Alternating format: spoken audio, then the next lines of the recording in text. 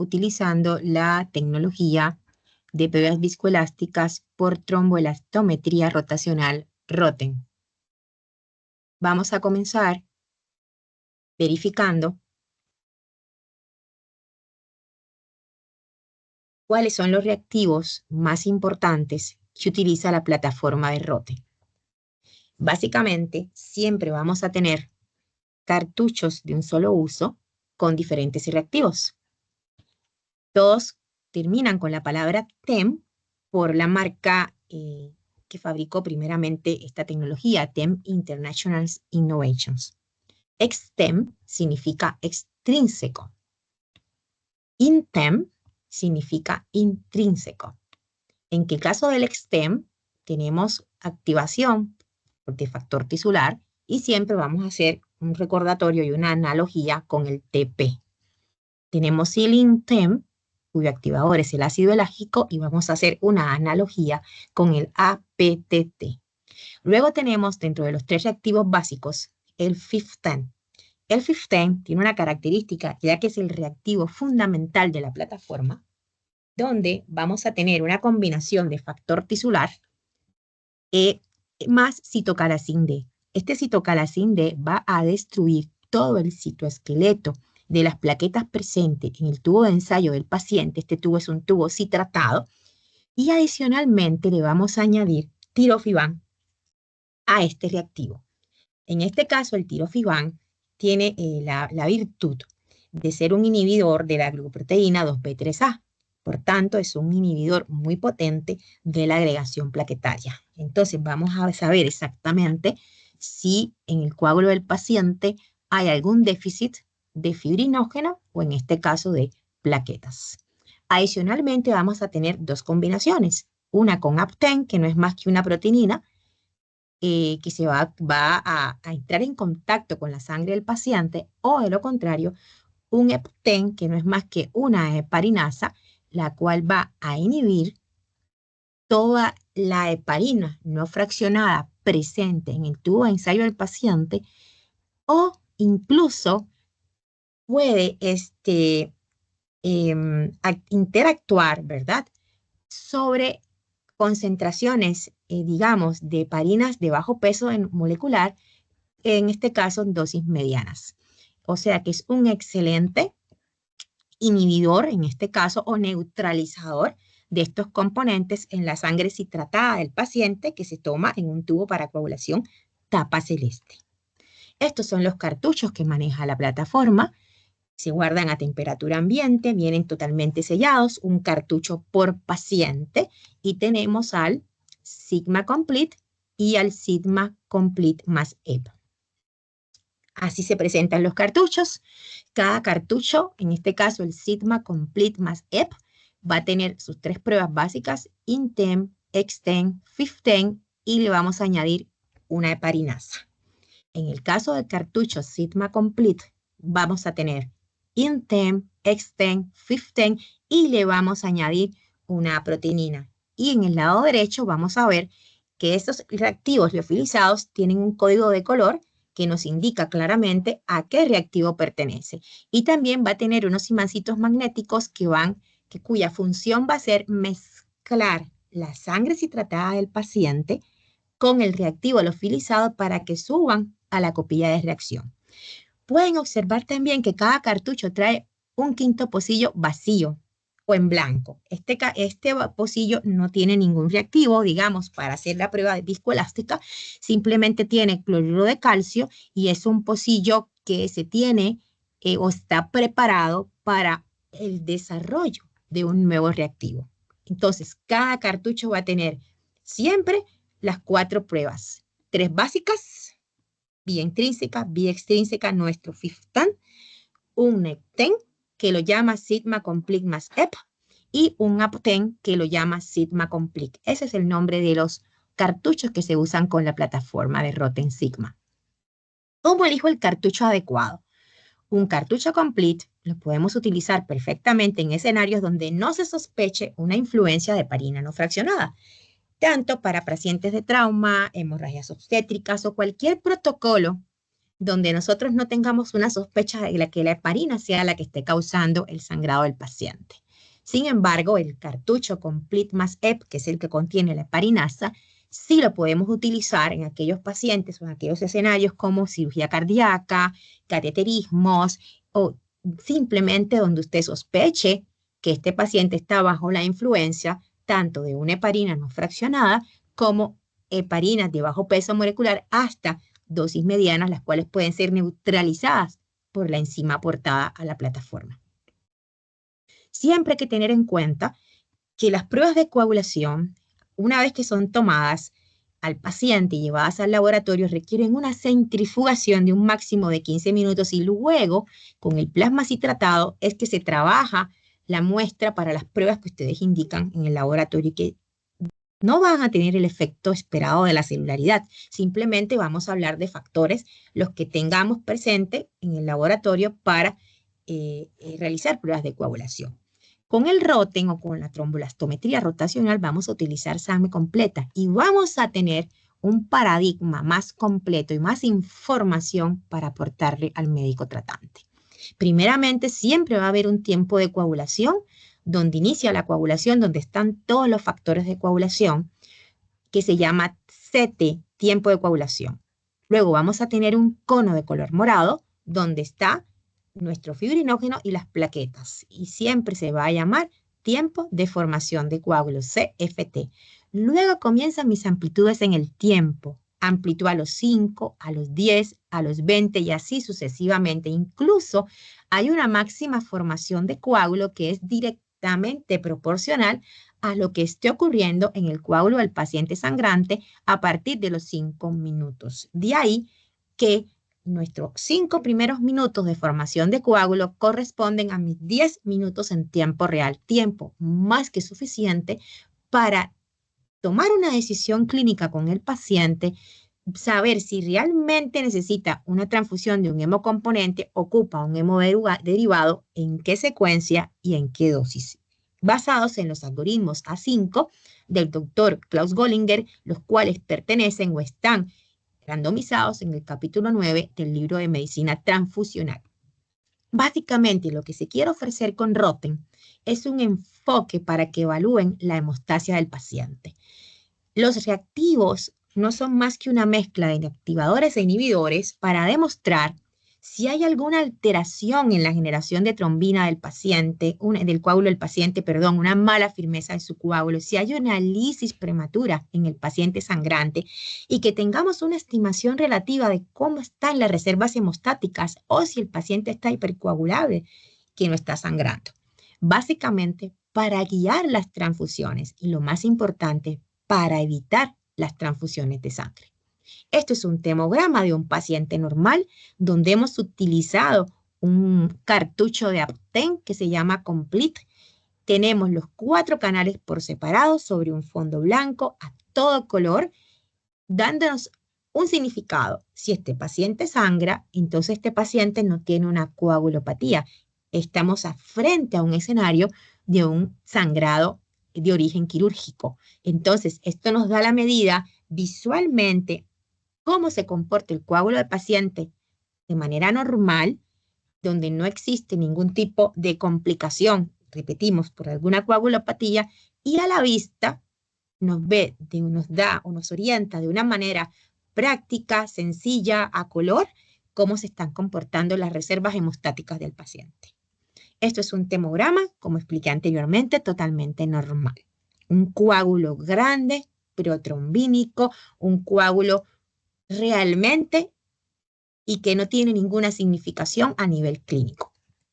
Siempre la amplitud va a ser en milímetros, el tiempo en segundos, y cuanto mayor es la amplitud, más firme es el coágulo. Siempre vamos a tener unas líneas discontinuas, que no es más que un marcador que nos proporciona una estimación visual de la amplitud del coágulo, que siempre tiene 40 milímetros. El tiempo de coagulación, donde se encuentran todos los factores, siempre tiene un ancho de 2 milímetros. Y el cono de color morado, que se llama CFT, tiempo de formación de coágulo, siempre va a tener un ancho aproximadamente entre 2 y 20 milímetros. Y la amplitud del coágulo siempre vamos a observarla con una estimación relativa a 40 milímetros. Todo lo que esté por debajo de 40 milímetros hay que sospechar que se va a convertir en un coágulo inestable. Aquí tenemos un coágulo firme y estable. Aquí tenemos una lisis temprana en el coágulo del paciente. Esto es una hiperfibrinolisis y es la forma de comportarse el coágulo. Y aquí tenemos un coágulo relativamente débil.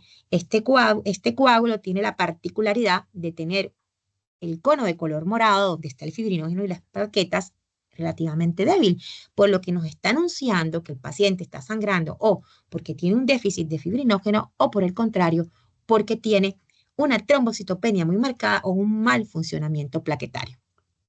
Aquí, sin embargo, vamos a tener un temograma donde vemos que hay una prolongación del INTEM y vemos como el EPTEN, el tiempo de coagulación, está neutralizando con su heparinasa al INTEM. Siempre en prueba viscoelástica, en ROTEM por tromboelastometría rotacional, siempre el INTEM, el EPTEN, va a corregir al INTEM y siempre el APTEN va a corregir al EXTEN. En este caso, el médico hace una relación en cualquier momento que mire el ROTEM entre el CT del INTEN y el CT del EPTEN. Si esta relación, según las guías, es mayor o igual a 1.25, entonces se toma la decisión de colocar protamina. Es la causante, en este caso, en este temograma en particular, la causa del sangrado es que estamos en presencia de una fuerte influencia de heparina no fraccionada. Por el contrario, vemos un coágulo a la derecha, donde utilizamos un cartucho completo con APTEN, vemos un cono de color morado, un cono totalmente ancho a la vista, un poco débil el coágulo, vamos a nuestro canal estrella, vemos que el 15 está bastante delgado, tiene una firmeza o una máxima formación de 3 milímetros. Esto nos indica que el paciente está sangrando porque hay una deficiencia de fibrinógeno. Adicionalmente, si esta máxima formación de coágulo o el A5 del 15, usted lo multiplica por 20, le va a decir aproximadamente cuántos miligramos por decilitro de Claus tiene en ese momento el paciente sangrante, para que nos den una idea aproximada en lo que llegan los resultados de laboratorio, en números, cómo se está comportando ese fibrinógeno. Muy por el contrario, tenemos otro caso donde todavía el coágulo es más débil, todavía estamos viendo una máxima formación de coágulo, digamos, un tiempo de formación de coágulo, que es el cono de color morado, más ancho, y vamos a nuestro canal estrella, que es el 15. Tiene una máxima formación de 16 milímetros, casi un aproximado de 300 miligramos por decilitro de Claus, lo que nos da la convicción de que este paciente está sangrando porque hay una trombocitopenia o un mal funcionamiento plaquetario, por lo que solo y únicamente va a ameritar una transfusión de plaquetas. Y el último escenario, básicamente, es una hiperfibrinolisis. Vemos cómo le adicionamos al cartucho un antifibrinolítico, que puede ser perfectamente un ácido tranexámico o un amicar, lo que tengamos disponible en nuestras áreas de salud y hospitales. Él está neutralizando al EXTEN y nos está diciendo que realmente estamos frente a una lisis prematura del coágulo del paciente, donde es necesario aportar un antifibrinolítico. Esto es lo que es visualmente apreciable cuando estamos en presencia de un temograma. Básicamente, cuando empezamos a interpretar, existen algoritmos que ya están totalmente contemplados para hacer este tipo de análisis. Siempre recordemos el ensayo de Guman, donde se debe considerar la intervención o la aplicación de ácido tranexámico de manera precoz durante las primeras 3 horas de sangrado. Y también debemos tener en cuenta el ensayo de CRASH 2, donde también nos indican la administración de ácido tranexámico de manera precoz cuando hay una hemorragia importante durante las primeras 3 horas siguientes al traumatismo. Adicionalmente, recordar siempre qué otros factores tenemos que tener en cuenta, que como siempre son el calcio, el pH del paciente, la temperatura, el lactato, muy, muy importantes para tener en cuenta para manejar el sangrado masivo. Así como que es necesario saber si el paciente sangrante tiene plaquetas, tiene fibrinógeno y es capaz de generar trombina. Creo que frente a estos escenarios podemos comenzar a interpretar un ROTEM y siempre recordar que el ROTEM se comienza a interpretar desde el A5 del EXTEM.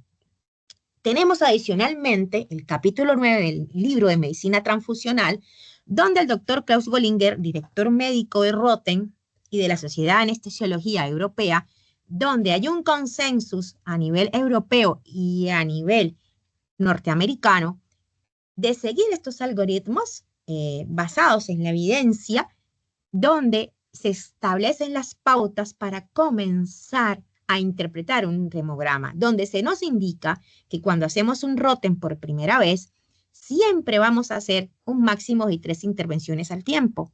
Si luego de 10 minutos de cumplir con estas intervenciones hay que tomar la decisión de hacer un segundo ROTEM, solo vamos a hacer un máximo de 2 intervenciones al tiempo. Y si se da la condición de hacer un tercer ROTEM, entonces sí es necesario y únicamente utilizar la prueba para hacer una intervención al tiempo. Y tener siempre la certeza de que cuando vayamos a interpretar un temograma, siempre vamos a comenzar por el A5 del EXTEM. Adicionalmente, en el capítulo 9 queda bien definido en los protocolos cómo se va a comportar la decisión de transfundir crioprecipitados o en este caso transfundir concentrados de fibrinógeno. En este caso, en el algoritmo cardiovascular y el traumatológico, todos aquellos pacientes que en el A5 del FIFTEN tengan menos de 9 milímetros, es necesario considerar la transfusión de concentrados de fibrinógenos o de crioprecipitados. Sin embargo, para el algoritmo hepático, todo paciente que tenga menos de 8 milímetros en el A5 del FIFTEN, hay que considerar la transfusión de crioprecipitados o de concentrados de fibrinógeno. Y en el caso del algoritmo de hemorragia postparto, ISTH randomizó que el objetivo en el FIFTEN A5 debe ser de 12 milímetros. Todo lo que esté por debajo de 12 milímetros es necesario administrar complejos de digamos, crioprecipitados o concentrados de fibrinógeno. ¿Y por dónde voy a comenzar siempre? Por el A5 del EXTEM, siempre. Esto es un ejemplo de una hiperfibrinolisis. Estamos viendo que están utilizando acá un cartucho con Apten, está neutralizando al EXTEM y nos está indicando que sí, que básicamente tenemos que utilizar un antifibrinolítico. En este caso, por el contrario, el protocolo nos indica que cuando se cumpla la condición, por ejemplo, en el caso de cirugía cardíaca o en el caso de trauma, siempre y cuando el A5 del EXTEM sea menor a 35 milímetros y el A5 del FIFTEN sea menor a 9 milímetros, tenemos que tener en cuenta que hay que aportar fibrinógeno, hay un déficit de fibrinógeno. Por lo tanto, tenemos que aportarle al paciente crioprecipitados, ¿verdad? O en su defecto, en los concentrados de fibrinógeno. Tenemos lo siguiente, otro ejemplo. En este caso, las guías indican, tanto para el protocolo de trauma como para el protocolo de cirugía cardíaca, que siempre que el A5 del EXTEM sea menor a 35 y el A5 del FIFTEN sea mayor a 9 milímetros, hay que considerar la transfusión de plaquetas. Fíjense que aquí el A5 está en 22, del EXTEM 22 milímetros, es menor a 35. Y vemos aquí en el A5 del FIFTEN que tiene 17 milímetros, es mayor a 9 milímetros. Por tanto, aquí estamos en presencia de una disfunción plaquetaria severa o una trombocitopenia. Por lo tanto, basado en los algoritmos, se ha demostrado que en esta condición es como único o necesariamente transfundir concentrados plaquetarios, ya sean por unidad o por aféresis, según lo que tenga disponible el hospital. Esto es otro ejemplo interesante que está en las guías de hipercoagulabilidad. En este caso, estamos aquí en presencia de un alto riesgo trombótico y este se da por varias causas. Casi siempre cuando el CT del EXTEM está menor a 45 segundos Básicamente, en este escenario estamos frente a un riesgo trombótico muy alto, por lo que es necesario en estos casos, en estos pacientes, que el médico tratante proporcione, en este caso, la anticoagulación profiláctica de manera más adecuada, aumentando las dosis de los anticoagulantes que esté utilizando en ese momento. Pero sepan de qué utilidad o qué utilidad tan grande tiene el Roten para poder identificar en estos casos un alto riesgo trombótico favorecido por una hipercoagulabilidad en el coágulo del paciente. Adicionalmente, en las guías también dice en el capítulo 9 del libro de medicina transfusional que en aquellos pacientes que son cirróticos o que están con tratamiento de warfarina, podemos identificar con la prueba cuando estamos en presencia de déficit de factores dependientes de la vitamina K. Todo eso evidenciado cuando el CT del exten es mayor a 80 segundos y cuando el A5 del 15 sea mayor o igual a 8 milímetros. Aquí sí es necesario tener en cuenta la administración de complejos de concentrados protrombínicos. En este caso, la selección sería esta, no la de colocar plasma fresco congelado, porque es la evidencia que se ha proyectado, que se ha visto a raíz de tomar estos valores, han sido bien interesantes cuando utilizamos en este tipo de pacientes los complejos de concentrados proteínicos. En este caso, hemos tenido muy buenos resultados del uso del Octaplex de Octafarma con la plataforma Roten para dar seguimiento a este tipo de tratamiento de hemoderivado con este tipo de pacientes dependientes de la vitamina K que tienen déficit de factores dependientes. Aquí, por ejemplo, tenemos el protocolo de trauma de un paciente que se decidió a aplicar el protocolo. Ustedes pueden ver que se está utilizando un cartucho complete porque tiene Apten.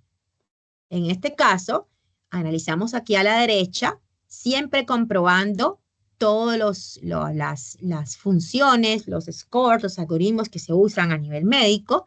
En este caso, hago la excepción, estos gramos de hemoglobina que están aquí no son mayor o igual a 10, ya la literatura ha cambiado, sabemos que estamos manejando con hemoglobinas de 7 gramos por decilitros, y si no dimos de manera profiláctica el ácido tranexámico, tener en cuenta siempre que siempre y cuando el A5 del exten sea menor a 35 milímetros o lo que se cumpla primero, que el CT del 15 sea mayor a 600 segundos, entonces vamos a aplicarle al paciente el ácido tranexámico en la dosis que explica la documentación. En este caso, el paciente tiene un A5 del exten en 29 milímetros. Ahora bien, cuando esto está hecho, hay que tener en cuenta que es el primer Roten. Yo puedo tomar hasta 3 acciones con esta prueba, con esta primera prueba.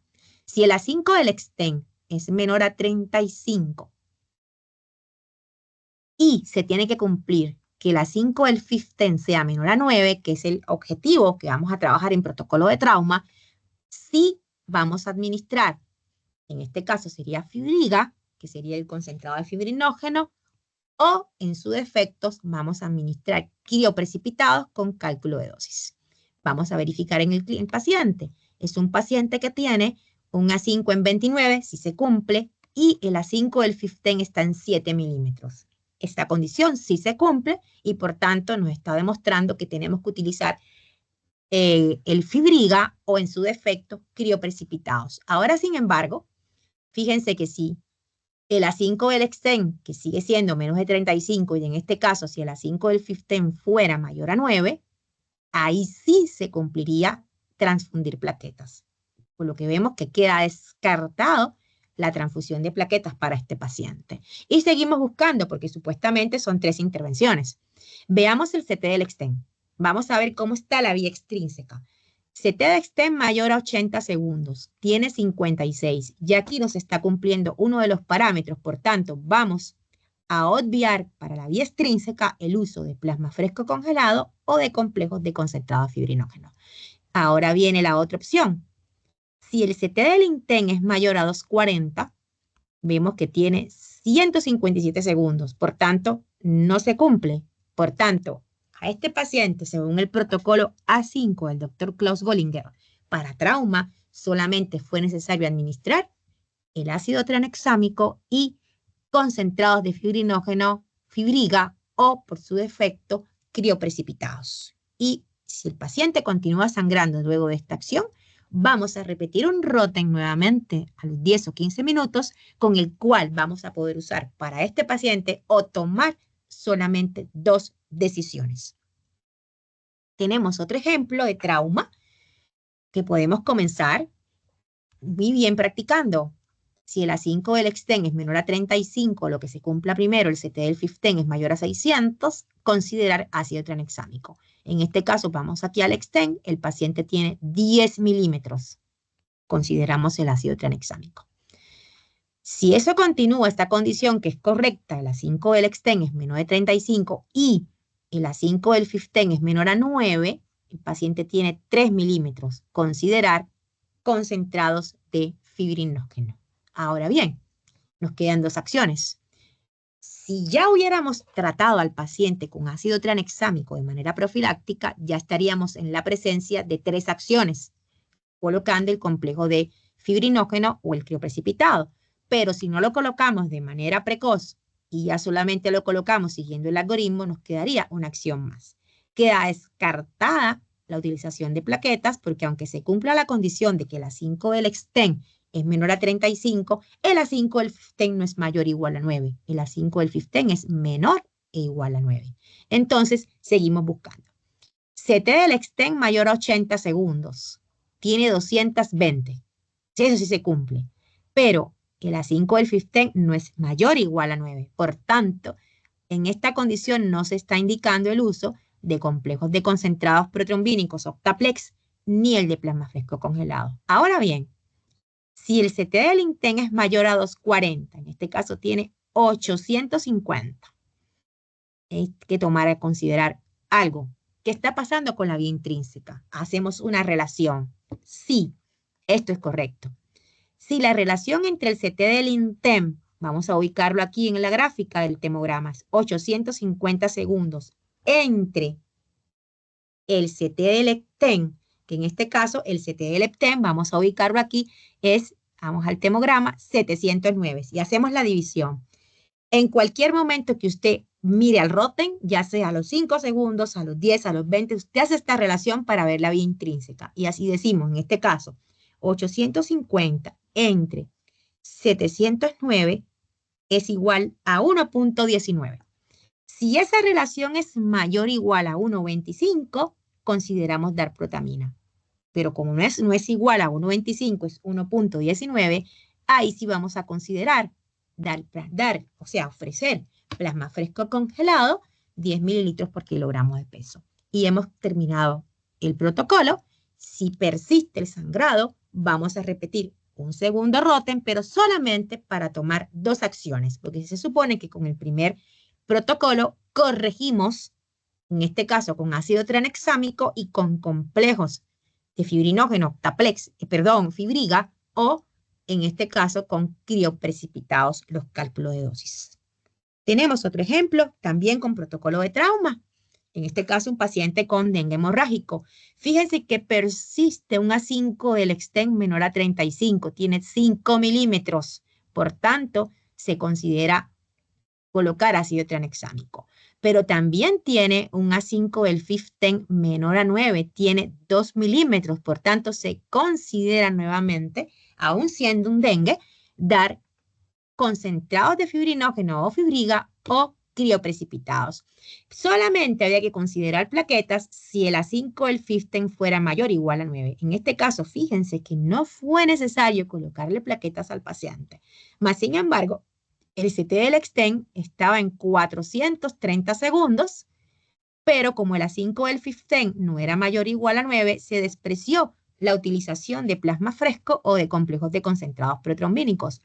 Ahora bien, con la vía intrínseca, sí teníamos un Inten bastante alargado, mayor a 240 segundos, lo tienen 644, y tenemos un Epten en 572. Al hacer la relación entre el CT del Inten y el Epten, era menor o igual, no era mayor o igual a 1.25. Por lo tanto, en este paciente se consideró también, como en el caso anterior, aplicar plasma fresco congelado. y luego no necesitó ni ameritó ningún rote, más bien las plaquetas se vieron fortalecidas, su trombocitopenia se vio fortalecida por el fibrinógeno y comenzaron a aumentar sus niveles en sangre.